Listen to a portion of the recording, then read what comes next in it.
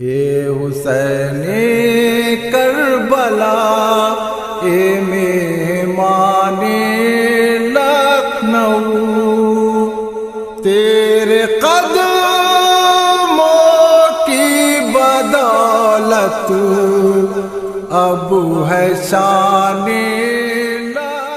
ویسے تو لکھنؤ میں دوسری محرم کو کوئی قابل ذکر پروگرام نہیں ہوتا ہے، مگر 1997 کے بعد دوسری تاریخ کو لکھنؤ کی کربلا دیانت الدولہ میں اندرون کربلا قافلہ حسینی کی کربلا آمد کا منظر پیش کیا جاتا ہے۔ جیسا کہ آپ ہزار مجلسوں میں سنتے آ رہے ہیں کہ معاویہ کی وفات کے بعد یزید تخت حکومت پر بیٹھا اور اس نے امام حسین سے بیعت کا مطالبہ مدینے کے گورنر ولید بن عتبہ کی معرفت کیا۔ امام نے بیعت تو نہیں کی بلکہ 28 رجب کو مدینے سے مکہ کی طرف ہجرت اختیار کی، جس کی تفصیل آپ لوگ مجلسوں میں برابر سنتے آ رہے ہیں۔ آج میں آپ کی خدمت میں قافلہ حسینی کی وہ تفصیل پیش کر رہا ہوں جس کو مجلسوں میں بیان نہیں کیا جا سکتا، جس کو میں نے 2007 میں کراچی سے چھپی کتاب کربلا اور امیر مختار سے لیا ہے۔ ملاحظہ فرمائیے، امام حسین نے 28 رجب سن 60 ہجری کو مدینے سے ہجرت اختیار کی اور 3 شعبان سن 60 ہجری کو مکہ پہنچے۔ مدینے سے مکہ کی دوری 650 عربی میل تھی۔ اس سفر کے سلسلے میں راستے میں کوئی قابل ذکر حالات کتب تواریخ میں نہیں ملتے ہیں اور نہ ہی منازل کا ذکر کیا گیا ہے، مگر امام حسین کے سفر مکہ سے کربلا تک کے ذیل میں تمام منازل اور راستے میں پیش آنے والے واقعات کا ذکر کتب تواریخ میں تفصیل کے ساتھ موجود ہے، جس کا مختصر ذکر پیش خدمت ہے۔ ملاحظہ فرمائیں، امام حسین نے مکہ میں 4 ماہ 5 دن قیام کرنے کے بعد 8 ذی الحجہ کو کوفے کی سمت اس وقت ہجرت اختیار کی جب یزیدی فوج کے سپاہی ہاتھیوں کے بھیس میں مکہ پہنچنے لگے تھے۔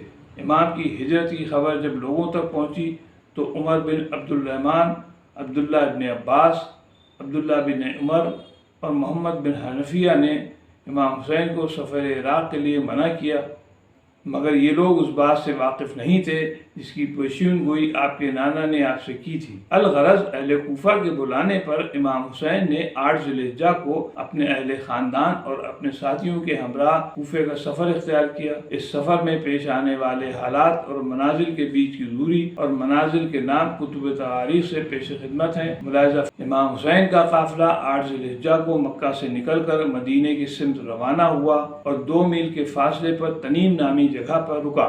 تنیم میں یمن سے آیا ہوا ایک قافلہ ٹھہرا ہوا تھا جس سے کچھ اونٹ امام نے کرائے پر لیے۔ اسی دن امام خلاف توقع تنیم سے داہنی طرف مڑ کر ذات العرق کی طرف روانہ ہوئے۔ تنیم سے ذات العرق کی دوری 12 میل تھی۔ ذات العرق کے قریب مقام صفہ ہے جو کہ بوستان بن عامر کے راستے پر ہے۔ ذات العرق میں کچھ دیر رکنے کے بعد آپ آگے بڑھے اور الصلاح پہنچے جو کہ 17 میل کے فاصلے پر تھا۔ شاعر فذوق سے امام کی ملاقات ذات العرق میں ہوئی تھی۔ امام اسی دن ذات العرق سے آگے بڑھے اور 17 میل کے فاصلے پر الصلاح پہنچے اور 9 ذی الحجہ کو امام کا قافلہ الصلاح سے الحوائیہ کی طرف بڑھا جو کہ 35 میل کے فاصلے پر تھا۔ امام 10 ذی الحجہ کو الحوائیہ سے البقاؤ کی طرف روانہ ہوئے۔ الحوائیہ سے البقاؤ کی دوری 54 میل تھی۔ امام کا قافلہ 2 دن کا سفر طے کر کے 12 ذی الحجہ کو البقاؤ سے خیبر الاعران پہنچا۔ خیبر الاعران سے قافلہ حسینی معدن بنی سلیم کی طرف روانہ ہوا جس کی دوری 190 میل تھی۔ یہ سفر 13 سے 15 ذی الحجہ یعنی 3 دن میں پورا ہوا۔ معدن بنی سلیم سے امام کا قافلہ ربضہ کی طرف بڑھا جو کہ 34 میل کے فاصلے پر تھا۔ ربضہ میں صحابی رسول ابو ذر غفاری کی قبر ہے جن کو خلیفہ سوم نے جلا وطن کر دیا تھا۔ ابو ذر غفاری نے بڑی قسم پرسی میں یہاں انتقال کیا تھا۔ امام ربضہ سے معدن نقرہ کی طرف بڑھے جس کی دوری 39 میل تھی۔ امام 17 ذی الحجہ کو معدن نقرہ پہنچے۔ یہاں سے 14 میل کا فاصلہ طے کر کے حاجر پہنچے۔ حاجر میں امام حسین نے اہل کوفہ کو قیس بن مسری اور عبداللہ ابن اختر کے ساتھ خط روانہ کیا۔ 19 ذی الحجہ کو امام حاجر سے چل کر 35 میل دور سمارا پہنچے۔ سمارا سے 20 ذی الحجہ کو قافلے نے کوچ کیا اور 35 میل کا سفر طے کر کے فیس پہنچا۔ 21 ذی الحجہ کو یہ قافلہ فیس سے روانہ ہو کر 35 میل کے فاصلے پر واقع الاچفر پہنچا۔ الاچفر سے امام کا قافلہ 22 ذی الحجہ کو روانہ ہوا اور زرود پہنچا۔ الاچفر سے زرود کی دوری 29 میل تھی۔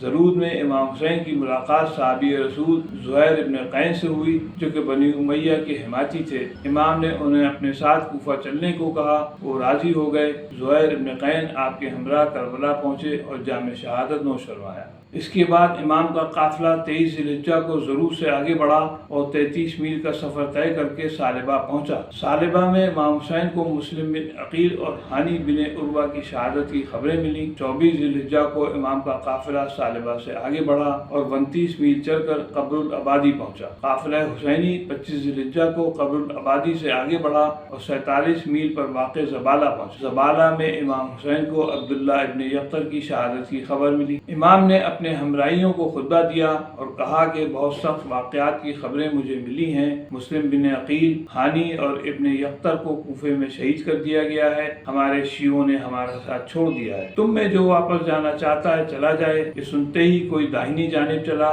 تو کوئی بائیں جانب نکل گیا۔ صرف وہی افراد رہ گئے جو مدینے سے ہمراہ آئے تھے۔ زبالہ سے امام کا قافلہ 26 ذی الحجہ کو روانہ ہوا اور 48 میل کے فاصلے پر مقام بطن عقبہ پہنچا۔ بطن عقبہ میں بنی اکرمہ کے ایک شخص نے آپ سے پوچھا کہ آپ کہاں جا رہے ہیں؟ امام نے جواب دیا کہ میں کوفہ جا رہا ہوں۔ اس نے کہا کہ آپ برچھیوں اور تلواروں میں جا رہے ہیں۔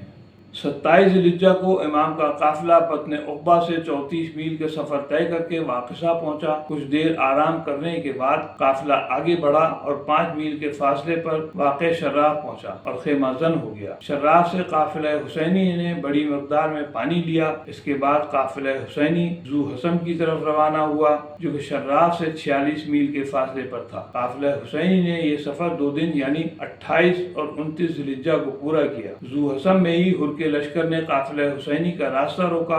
ذو حسم میں امام رکے نہیں بلکہ ہر کے لشکر کے ساتھ آگے بڑھے اور 10 میل کے بعد باعزہ پہنچے اور باعزہ میں قیام کیا۔ باعزہ میں امام حسین نے اپنے اہل قافلہ اور لشکر ہر کو خطبہ دیا۔ جب نماز کا وقت آیا تو امام نے ہر سے پوچھا کیا تم لوگ علیحدہ نماز پڑھو گے؟ ہر نے جواب دیا نہیں، ہم سب آپ کے پیچھے نماز پڑھنا پسند کریں گے۔ امام کا قافلہ لشکر ہر کے ہمراہ 1 محرم سن 61 ہجری کو باعزہ سے چل کر عزیب الحجانات پہنچا۔ یہیں پر ترمہ بن عدی، مجمع بن عبداللہ اور 2 افراد قافلہ حسینی میں آ ملے۔ ان لوگوں کو ہر نے روکنے کی کوشش کی مگر امام سے تکرار کے بعد ہر خاموش ہو گیا۔ ترمہ نے امام کو قیس بن مظہری کی شہادت کی خبر سنائی۔